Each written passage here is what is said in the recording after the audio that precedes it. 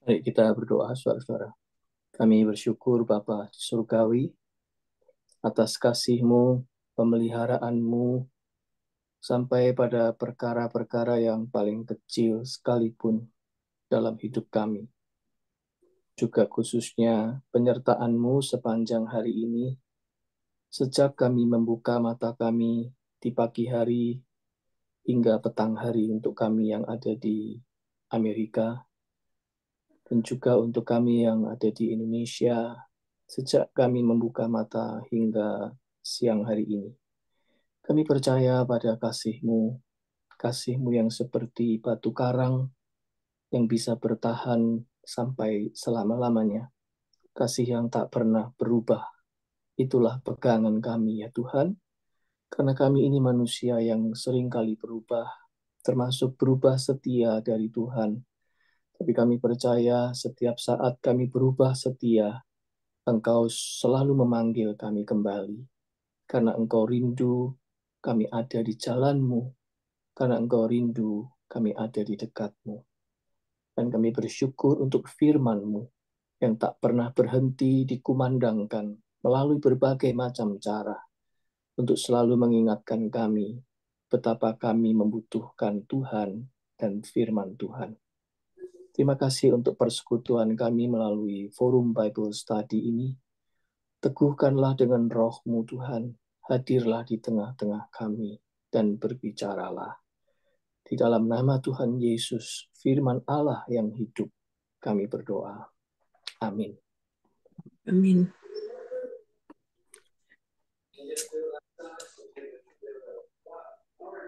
Ya, jadi saudara-saudara, kita masih ada di dalam tema besar, yaitu Alkitab bercerita.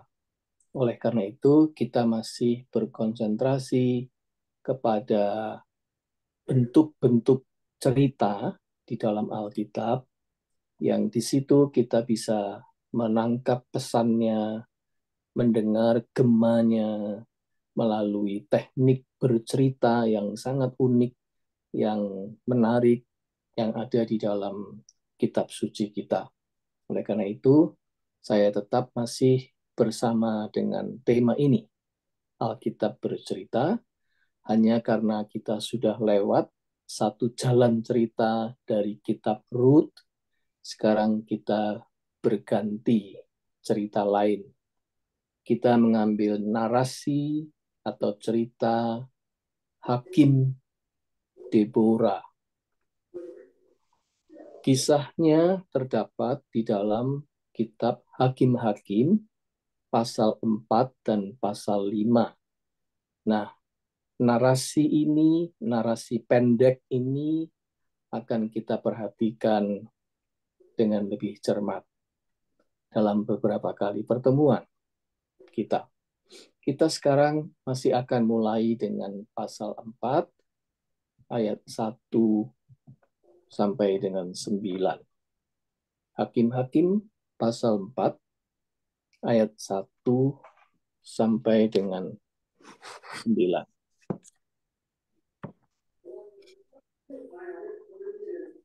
Bisa saya minta tolong Ibu Ana untuk membaca?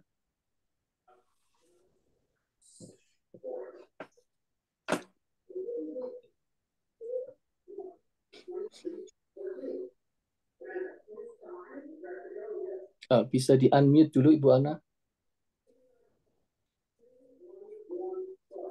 Thank you. Ayat 1. Setelah Ehud mati, orang Israel melakukan pula apa yang jahat di mata Tuhan. Lalu Tuhan menyerahkan mereka ke dalam tangan Yabin, Raja Kanaan, yang memerintah di Hazor. Panglima tentaranya ialah Sisera, yang diam di Haroset Hagoyim. Lalu orang Israel berseru kepada Tuhan, sebab Sisera mempunyai 900 kereta besi dan 20 tahun lamanya ia menindas orang Israel dengan keras. Pada waktu itu, Deborah, seorang nabiah, istri Lapidot, memerintah sebagai hakim atas orang Israel. Ia biasa duduk di bawah pohon korma. Deborah antara Rama dan Betel di pegunungan Efraim, dan orang Israel menghadap dia untuk berhakim kepadanya. Ia menyuruh memanggil Barak bin Abinoam dari Kedes di daerah Naftali, lalu berkata kepadanya, "Bukankah Tuhan Allah Israel memerintahkan demikian? Majulah, bergeraklah menuju Gunung Tabor dengan membawa 10.000 orang Bani Naftali dan Bani Sebulon bersama-sama dengan engkau. Dan aku akan menggerakkan Sisera, panglima tentara Yabin, dengan kereta-keretanya dan pasukan-pasukannya menuju engkau ke sungai Kison, dan aku akan menyerahkan dia ke dalam tanganmu." Jawab Barak kepada Deborah, "Jika engkau turut maju, aku pun maju. Tetapi jika engkau tidak turut maju, aku pun tidak maju." Kata Deborah, "Baik, aku turut. Hanya engkau tidak akan mendapat kehormatan dalam perjalanan yang engkau lakukan ini. Sebab Tuhan akan menyerahkan Sisera ke dalam tangan seorang perempuan." Lalu Deborah bangun berdiri dan pergi bersama-sama dengan Barak ke Kedes. Ya, kita sampai di episode ini dulu.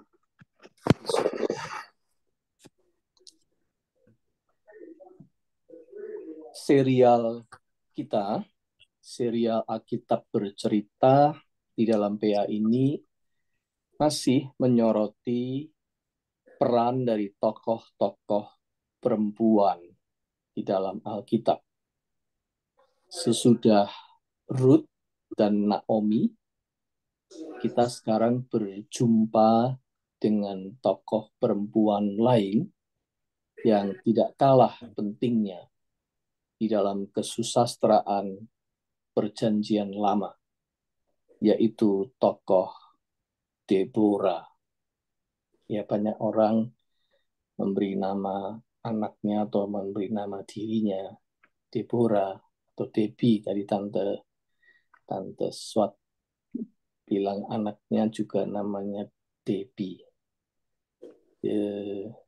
Kalau Ibu Shirley punya anak, Gaby ya Bu ya. Ya. Ya, sekarang kita melihat cerita ini lebih jauh. Kisah tentang Deborah, saudara-saudara, itu tertuang di dalam kitab Hakim-Hakim atau Judges. Kitab yang menceritakan sebuah periode gelap dalam sejarah umat Israel. Periode krisis, terutama krisis kepemimpinan, spiritual leadership. Periode krisis kepemimpinan yang kemudian menyebar ke segala aspek kehidupan, ke krisis-krisis yang lain. Nah, kemudian atas panggilan atau suruhan Tuhan, secara sporadis, secara berceceran di mana-mana, muncul pemimpin-pemimpin karismatis di tengah krisis itu. Jadi periode kitab Hakim-Hakim itu satu periode krisis, tapi waktu itu orang Israel itu masih terpencar-pencar. Ya, kesukuannya masih sangat kuat. Jadi dari 12 suku anak-anak Yakub itu mereka mengelompok-ngelompok di berbagai tempat menyebar. Nah, periode Hakim-Hakim itu periode krisis yang dialami oleh suku-suku itu, dan kitab Hakim-Hakim itu memotret di beberapa tempat secara terpisah-pisah. Masing-masing wilayah, masing-masing suku-suku. Dan di situ muncul tokoh-tokoh karismatis yang kemudian atas suruhan Tuhan melakukan perubahan. Mereka menjadi pemimpin untuk sekian waktu lamanya. Nah, tokoh-tokoh karismatis itulah yang diceritakan di dalam kitab Hakim-Hakim. Pemimpin-pemimpin karismatis yang muncul di tengah krisis itu, itulah yang disebut sebagai judges, hakim-hakim itu. Deborah adalah salah satu di antaranya. Namun satu-satunya yang perempuan. Penafsir Alkitab Herbert Wolf menulis begini tentang sosok Deborah. Throughout the time of the judges, women played an important role, and Deborah was the most outstanding of them. Itu komentar dari Herbert Wolf tentang Deborah. The most outstanding of the woman di dalam perjanjian lama. Selain dia seorang hakim, seperti yang kita lihat di pasal 4 ayat 4, Deborah itu seorang nabiah. Dia seorang nabi perempuan. Seperti Miriam, misalnya kalau Anda lihat di Keluaran 15 ayat 20, Miriam itu kakaknya Musa. Dia juga seorang nabiah. Seperti juga Huldah, itu ada di kitab 2 Raja-Raja 22 ayat 14. Itu juga seorang nabiah. Tidak banyak, tetapi perjanjian lama menyebutkan beberapa tokoh nabiah ini. Deborah menjadi penyampai firman Tuhan atau nubuatan. Kadangkala dia bernubuat karena dia memang nabiah. Di dalam versi puisi, nah ini kita akan melihatnya saudara-saudara di dalam versi puisi. Nanti akan saya singgung kenapa ada versi puisi. Dalam versi puisi di pasal 5, sosok Deborah itu diumpamakan seperti ibu bangsa. Perhatikan pasal 5 ayat 7. Pasal 5 ayat 7. Ibu Esther bisa minta tolong dibacain. Pasal 5 ayat 7.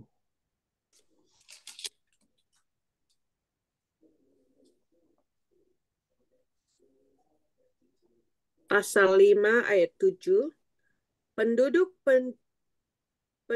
pedusunan diam-diam saja di Israel. Ya, mereka diam-diam sampai engkau bangkit, Deborah, bangkit sebagai ibu di Israel. Ya, itu versi puisi di pasal 5 menyebutkan Deborah itu sebagai ibu bangsa. Selain dia nabi, dia itu hakim, dia itu dipandang sebagai ibu masyarakat, ibu bangsa. Nah, sekarang saya kembali kepada kenapa ada versi tadi ya. Kisah tentang Deborah ini, saudara-saudara, di dalam kitab Hakim-Hakim, memang terbagi dalam 2 versi kesusastraan. Pertama, yang berbentuk prosa, yaitu pasal 4 ayat 1 sampai 24. Itu bentuknya prosa. Dan yang kedua itu yang berbentuk puisi atau syair. Itu pasal 5 ayat 1 sampai 30. Itu dua versi narasi Deborah dalam kitab Hakim-Hakim. Keduanya berfokus pada peristiwa kemenangan Israel melawan koalisi bangsa Kanaan dan Filistin.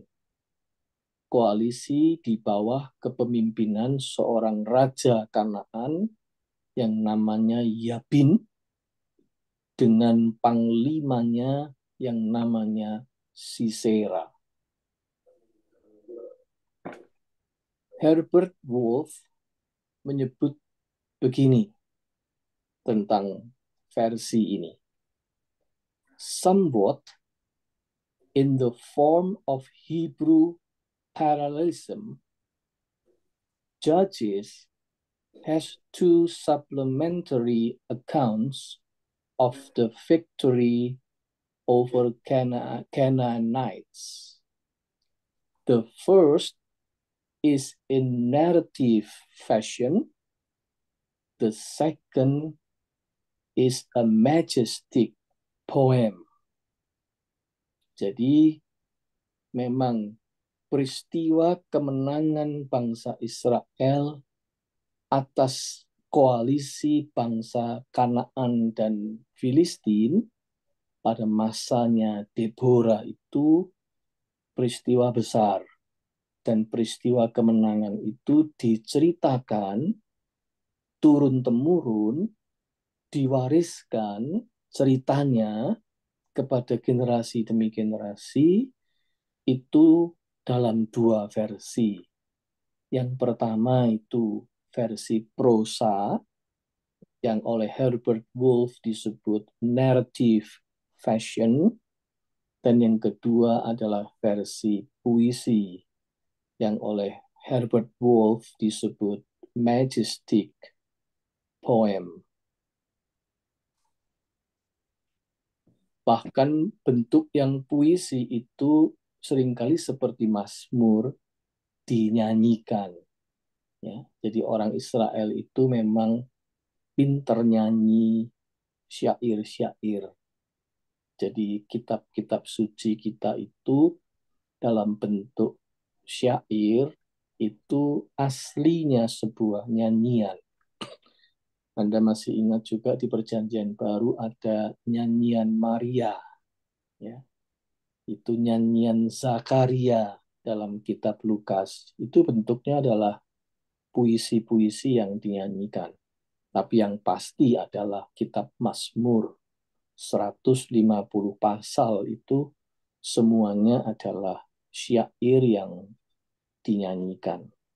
Hanya kita memang sudah tidak bisa mewarisi lagi yang asli nyanyiannya. Ya.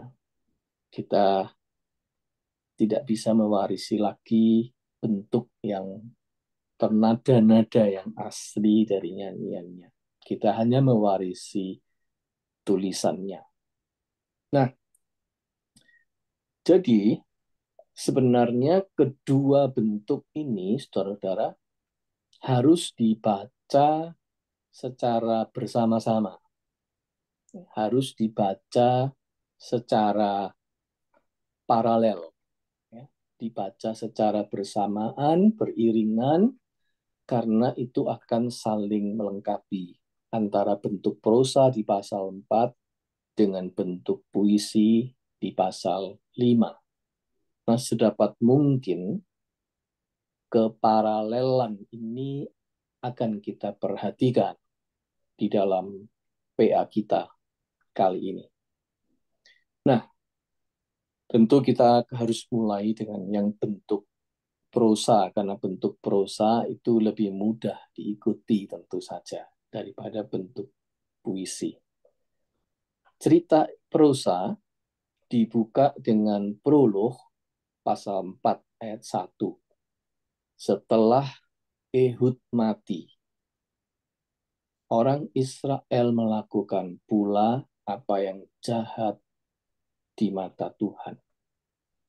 Pencerita membuat koneksi dengan hakim sebelumnya, yaitu Hakim Ehud yang membawa keamanan selama 80 tahun bagi Israel di masa kepemimpinannya. Itu Anda bisa baca di pasal 3 ayat 30. Itu betapa Ehud itu membawa masa aman 80 tahun di masa kepemimpinannya.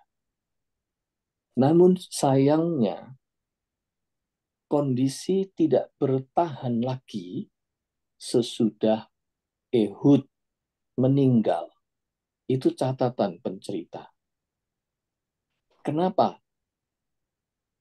Karena disebutkan Israel kembali melakukan apa yang jahat di mata Tuhan. Apa pengertian ini? Pengertiannya kalau kita baca pasal 2 ayat 11 dan ayat pasal 3 ayat 7 menjadi jelas. Ya, pasal 2 ayat 11 bisa minta tolong Ibu Delana membaca pasal 2 ayat 11. Pasal 2 ayat 11 ya. Ya, Lalu orang Israel melakukan apa yang jahat di mata Tuhan dan mereka beribadah kepada para Baal. ya. Kemudian pasal 3 ayat 7, Meli bisa minta tolong bacain.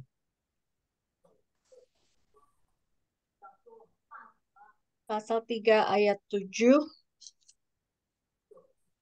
Orang Israel melakukan apa yang jahat di mata Tuhan. Mereka melupakan Tuhan, Allah mereka, dan beribadah kepada para Baal dan para Asyera. Ya.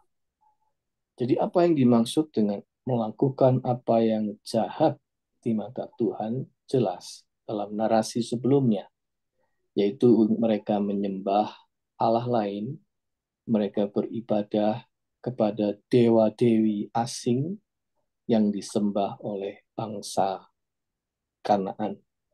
Dengan kata lain, Israel jatuh pada idolatri atau pemujaan berhala. Nah, versi yang puisi menyebutkan begini. Coba baca pasal 5 ayat 8. Pasal 5 ayat 8. Saya minta tolong Ibu Shirley.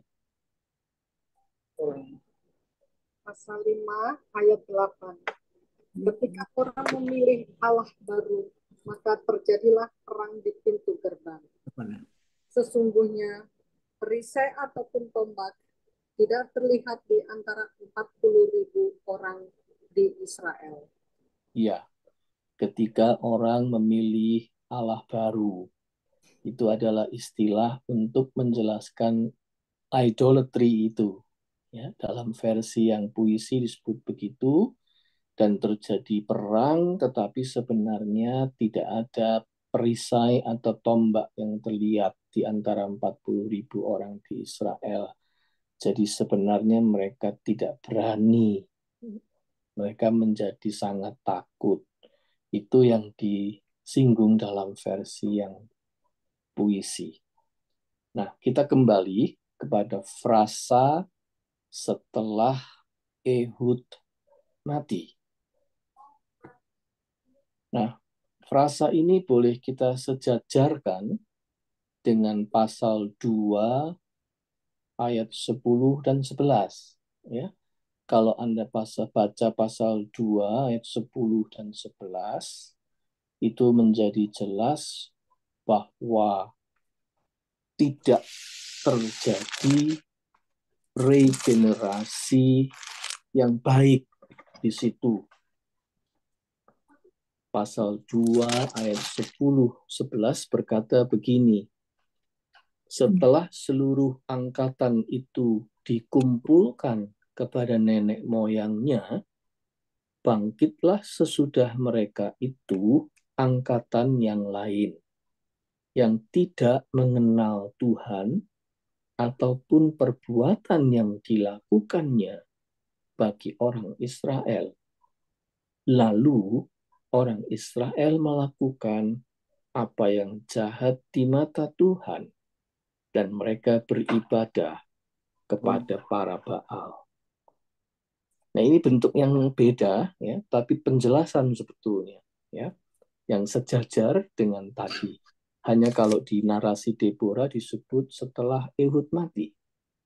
Dan itu dijelaskan di pasal 2 ayat 10. Setelah generasi itu pergi, generasi berikutnya itu berbeda.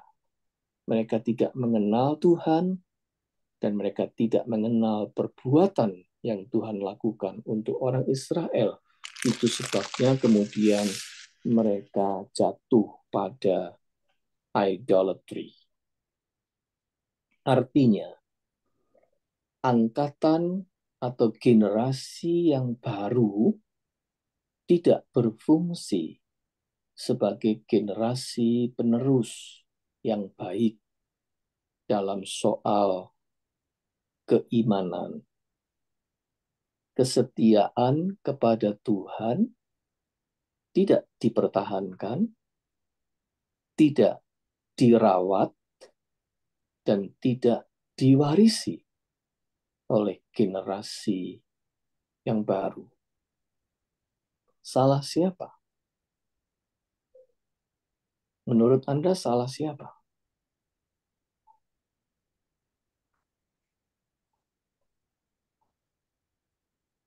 Kalau generasi atau angkatan berikut tidak melanjutkan pewarisan iman, salah siapa?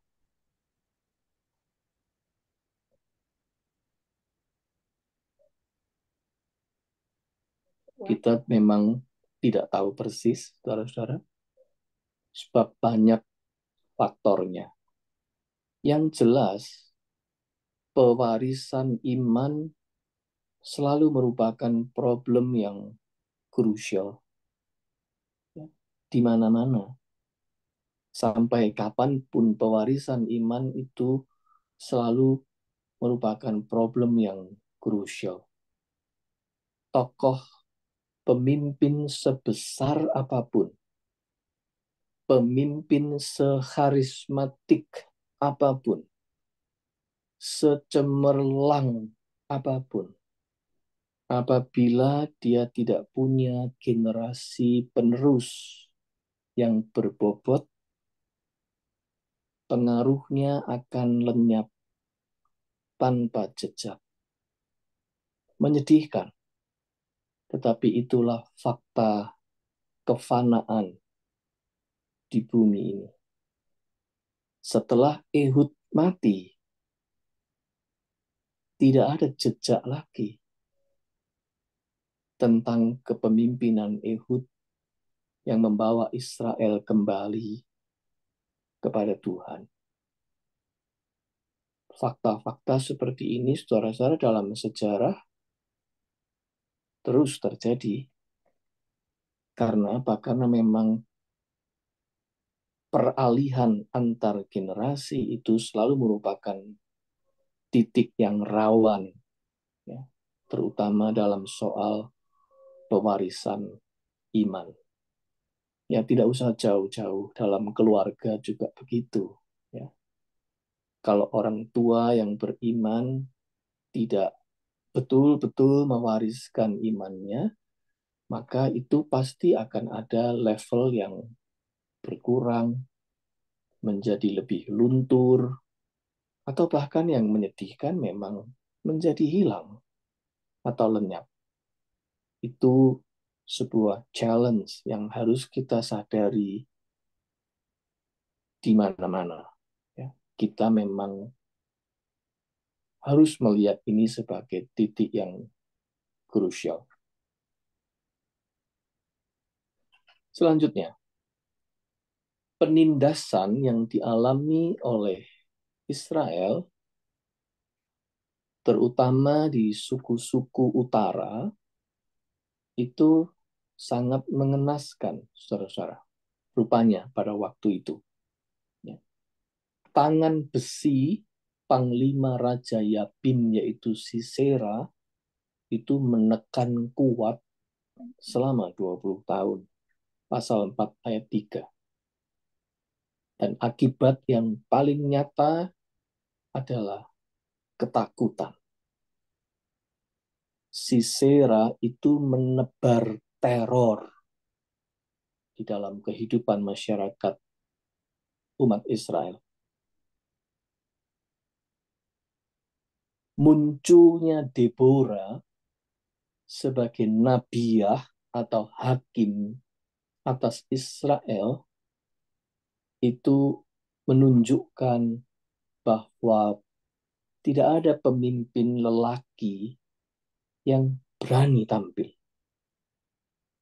Karena saking garangnya Sisera itu. Panglima Sisera itu powerful sekali dan amat menakutkan. Ya. Panglima Sisera itu Hitlernya zaman itu, kira-kira seperti itu.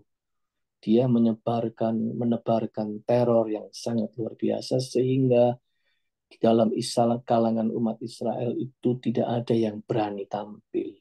Tak ada pemimpin laki yang berani muncul. Dan itu yang dalam versi puisi tadi disinggung kan, di pasal 5 tadi, tidak ada tombak, tidak ada perisai. Artinya pasukan yang berani maju, tidak ada. Semuanya hidup dalam ketakutan. Tetapi cerita ini uniknya memunculkan tiba-tiba ada Deborah, seorang nabiah yang menjadi hakim atas Israel, dan dia berani tampil. At least dia tampil untuk memimpin umat Israel dalam kapasitasnya sendiri sebagai nabiah. Nah, cerita ini atau pencerita sebetulnya seperti yang nanti kita akan lihat juga lebih jauh, pencerita ini sebenarnya sedang menyoroti sebuah kondisi di mana sosok lelaki justru menunjukkan kelemahannya, menunjukkan ketidakberaniannya dibandingkan kaum perempuan. Ternyata yang maju adalah seorang pemimpin perempuan.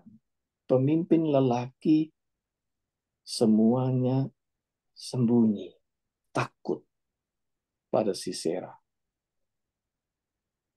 Narasi ini ingin mengangkat ke permukaan bahwa ternyata soal kuat dan lemah, soal berani dan takut, itu tidak bergantung pada gender.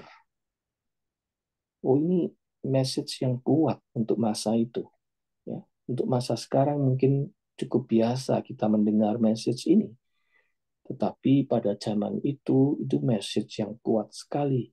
Jadi kuat dan lemah, berani dan takut itu tidak bergantung pada gender. Karena bisa terjadi ada masa di mana justru kaum yang dipandang itu kuat, dipandang berani, justru tidak berani, tidak muncul, tidak show up, yaitu kaum lelaki. Kaum yang dipandang lemah, yang selalu dipandang serba takut, kaum perempuan justru muncul di tengah-tengah krisis. Nah, ini sebuah message yang penting yang ingin digarisbawahi oleh pencerita ini. Kuat, lemah, berani, takut itu tidak tergantung pada gender. Oh, tentu saja kaum feminis senang mendengar statement ini. Ya. Tetapi, wahai, ya, saya hendak melanjutkan. Bukan cuma itu, bukan cuma soal kuat, lemah, berani, takut, yang tidak mengenal gender. banyak lagi yang lain, banyak faktor-faktor lain yang juga tidak mengenal gender, termasuk baik dan jahat juga tidak kenal gender. Perempuan yang baik banyak, tetapi lelaki yang baik juga bukannya tidak ada. Sekaligus perempuan yang jahat juga banyak, karena baik dan jahat itu tidak ditentukan oleh gender, tetapi ditentukan oleh orangnya. Berani atau takut ditentukan oleh orangnya, bukan oleh gendernya. Memang benar, tapi jangan lupa jahat atau baik juga. Perempuan yang jahat juga banyak. Bahkan perempuan kalau sudah jahat bisa jahat sekali minta ampun. Saudara-saudara, saya harus mengatakan itu. Jadi kaum feminis jangan besar kepala dulu gitu ya. Karena ini bukan membela pria, bukan membela wanita, ini kebenaran universal bahwa semua itu tidak tergantung pada gender, betul. Tapi jangan dipilih-pilih ya, hanya untuk memihak dan menyenangkan hati kaum feminis. Saya bukan anti kaum feminis. Saya memberitakan apa yang Alkitab katakan ya, bahwa semua itu bisa tergantung, memang tergantung orangnya. Kalau tidak percaya, ingat cerita di Alkitab sendiri. Anda tahu tokoh Isabel, ya? Anda tahu tokoh Ratu Atalia, Anda tahu tokoh Herodias, istrinya Raja Herodes. Itu tokoh-tokoh perempuan yang diceritakan yang kejahatannya luar biasa, lebih jahat dari lelakinya. Ya, sekalipun kita juga tahu ada tokoh-tokoh seperti Ruth dan Naomi yang sangat baik. Jadi kita mesti balance, ya. Kita harus melihatnya dengan lebih adil, karena persoalan ini bukan sekedar soal pembelaan terhadap kaum wanita, tapi ini soal kebenaran yang universal, bahwa memang gender itu tidak menentukan, benar, tidak menentukan semua. Itu sebabnya saya memberi catatan ini. Ya. Dikatakan di pasal 4 ayat 5, Deborah biasa duduk di bawah pohon korma Deborah, dinamai pohon korma Deborah, antara Rama dan Betel di pegunungan Efraim, dan orang Israel menghadap dia untuk berhakim kepadanya. Pohon korma dalam versi Alkitab bahasa Inggris diterjemahkan sebagai palm tree.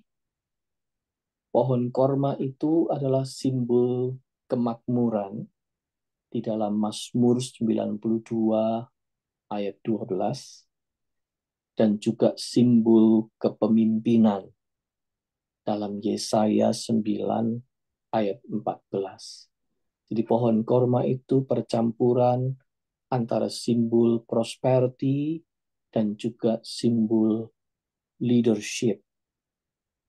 Oleh karena itu tidak salah kalau Deborah posisinya ada di bawah pohon korma ketika dia berhakim.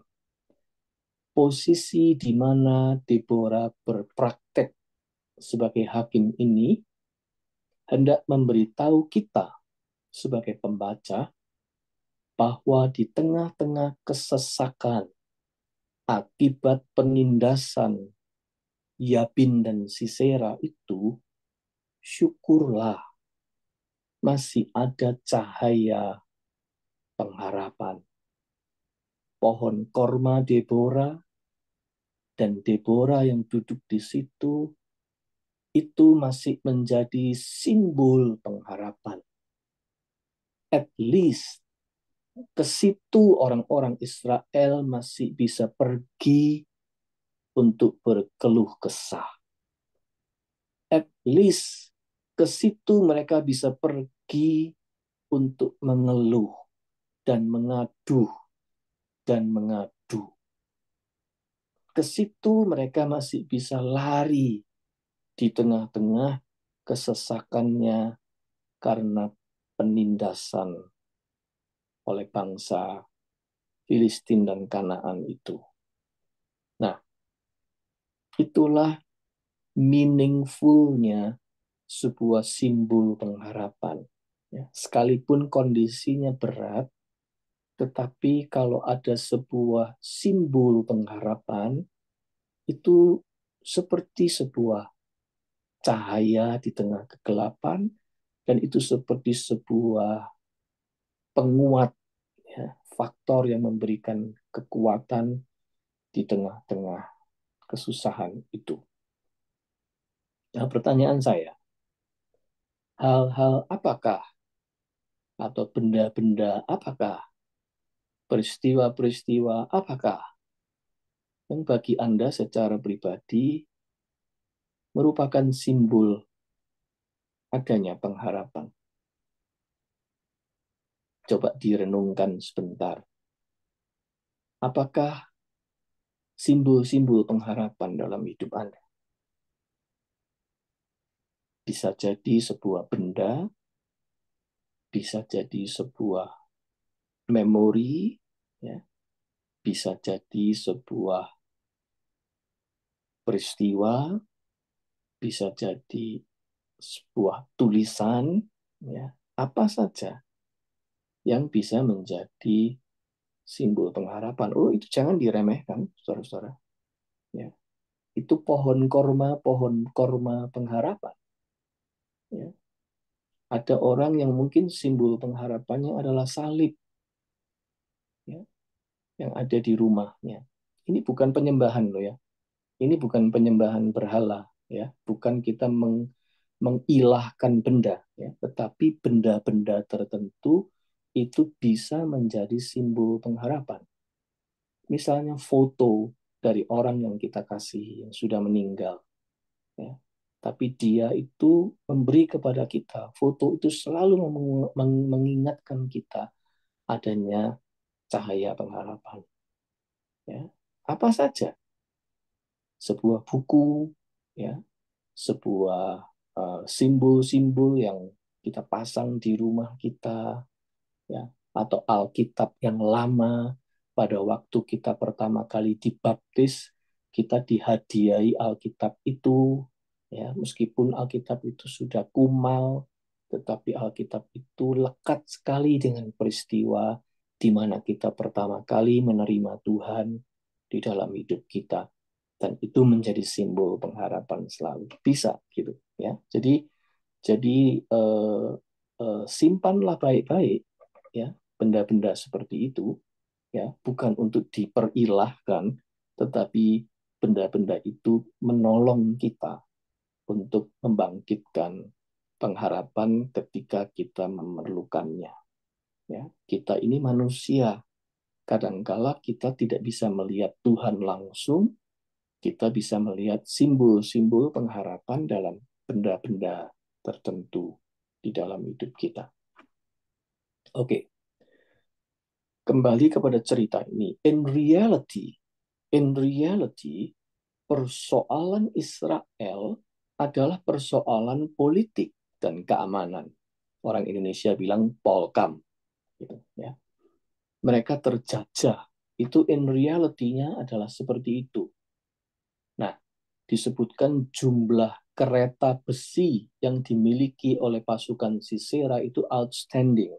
Jumlahnya 900 kereta untuk waktu itu. Ya, pasal 4 ayat 3, itu yang punya kereta besi tidak banyak, saudara-saudara. Itu termasuk peralatan perang yang paling modern. Ya. Sisera punya 900 kereta besi. Itu menunjukkan betapa kuatnya dia. Dan oleh sebab itu dia bisa semena-mena 20 tahun lamanya. Jadi angka-angka itu, angka 900, angka 20 tahun itu merupakan bahasa indikator. Ya. Bahasa indikator betapa kuatnya si penjajah itu. Sekaligus betapa lemahnya Israel.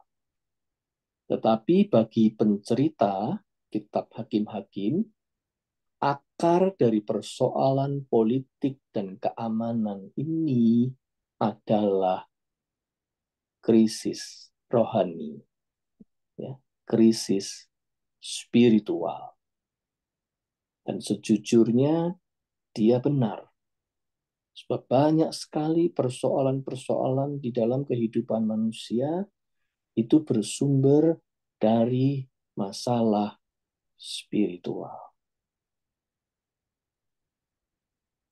Ketika spiritualitas kita tidak jelas, spiritualitas kita tidak mantap, spiritualitas kita tidak punya pegangan, ya, keimanan kita tidak beres, itu bisa merembet kemana-mana. Ya. Bahkan sampai ke persoalan-persoalan sosial ekonomi. Ya. Persoalan-persoalan sosial ekonomi itu seringkali justru bersumber kepada persoalan-persoalan spiritual. Kalau Anda mendengarkan penasehat-penasehat keuangan di Amerika ini, yang orang Kristen baik, ya, orang Kristen beneran, itu seringkali nasihat-nasihat mereka dalam bidang keuangan itu mereka giring sampai kepada persoalan-persoalan moral spiritual. Karena mereka itu percaya itu connected. Ya. Kamu punya problema finansial, tapi sebenarnya problema ini sumbernya dari masalah moral dan spiritualmu. Ya. Penasehat-penasehat keuangan yang Kristen itu banyak yang mengusung topik seperti ini, dan itu benar. Karena mereka orang Kristen, mereka tahu bahwa persoalan-persoalan dalam hidup manusia, persoalan sosial, persoalan finansial, persoalan ekonomis, persoalan keluarga, persoalan kehidupan berbangsa dan bermasyarakat, itu seringkali sumbernya memang masalah krisis spiritual. Nah, oleh sebab itu, diperlukan tokoh yang memulai sebuah perjalanan spiritual untuk memulai mengatasi keadaan yang buruk itu. Dan Deborah mengambil peran itu. Dia mulai menginisiat sebuah perjalanan spiritual. Sementara tidak ada kaum lelaki pemimpin yang berani muncul, dia tampil. Dia menyampaikan firman Tuhan kepada seorang pria namanya Barak. Demikian. Bukankah Tuhan Allah Israel memerintahkan demikian? Majulah, bergeraklah menuju Gunung Tabor dengan membawa 10.000 orang Bani Naftali dan Bani Sebulon bersama-sama dengan engkau.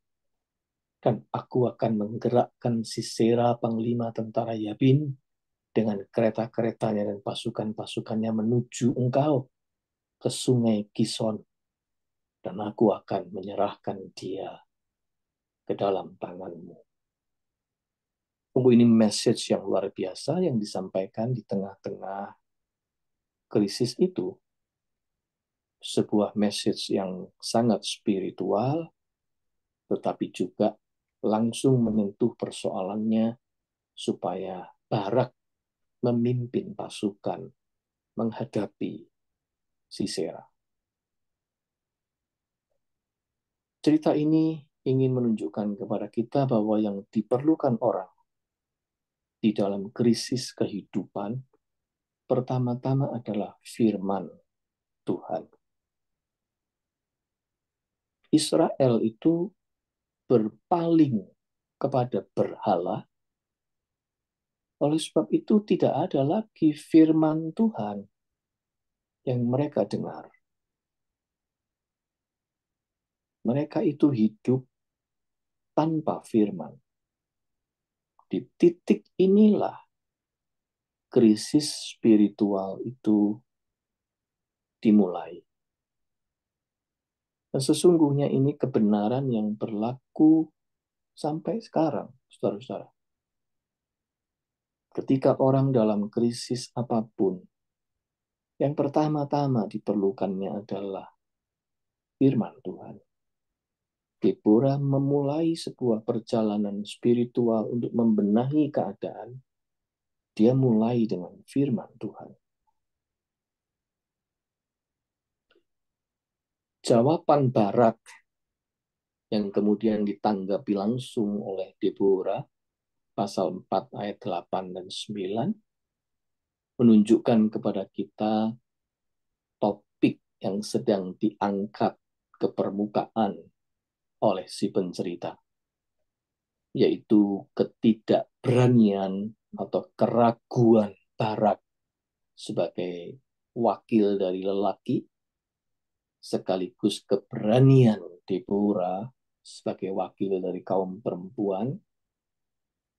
Deborah berani ikut maju di medan perang, bukan sebagai tentara, melainkan sebagai figur pembangun confidence, sebagai penyulut api semangat. Keberanian Deborah membesarkan hati Barak, dan tentu saja pasukan Barak nantinya. Di sini kita melihat kembali peran Deborah yang penting. Orang-orang yang berperan sebagai simbol pengharapan. Tadi kita lihat Deborah itu tampil sebagai sosok yang menjadi simbol pengharapan. Orang-orang seperti ini mampu membesarkan hati sesamanya karena mereka itu berani untuk maju dan mendukung dengan semangat mereka. Itu yang ingin dikemukakan dalam cerita tentang episode tentang Deborah sampai di titik ini. Mengapa yang maju disebut suku Naftali dan Zebulon, ya, dan seterusnya nanti kita akan bicarakan dalam pertemuan berikutnya, saudara lebih jelas lagi tentang peristiwa bagaimana peperangan itu sendiri akhirnya berlangsung dengan catatan Deborah ikut maju. Nah, itu menarik, ya, karena dalam Alkitab tidak banyak diceritakan peperangan itu ada perempuan maju sampai di garis depan medan perang. Ya, tapi ini disebutkan Deborah melakukan itu. Ya, jadi kita melihat di sini, saudara-saudara, dalam episode ini peran dari Deborah pelan demi perlahan disampaikan kepada kita sambil mencoba melihat perbandingannya dengan Barak yang sangat ragu, Barak yang kelihatan tidak punya confidence yang penuh. Ya. Tapi tidak menjadi soal, karena ada Deborah yang memberikan support kepadanya. Dan saya kira ini juga sebuah kebenaran. Banyak kali kaum lelaki yang tidak cukup berani atau sedang menghadapi krisis confidence justru membutuhkan support dari kaum wanita yang baik hati, orang-orang yang memberikan dukungan yang besar sekali. Itulah pentingnya kemitraan antara pria dan wanita. Ya. Kedua pihak ini sama-sama harus menjadi mitra satu sama lain. Oke, saya sampai di sini dulu. Saudara-saudara, kita berhenti dengan episode ini. Kita akan lanjutkan Kamis depan dengan episode selanjutnya.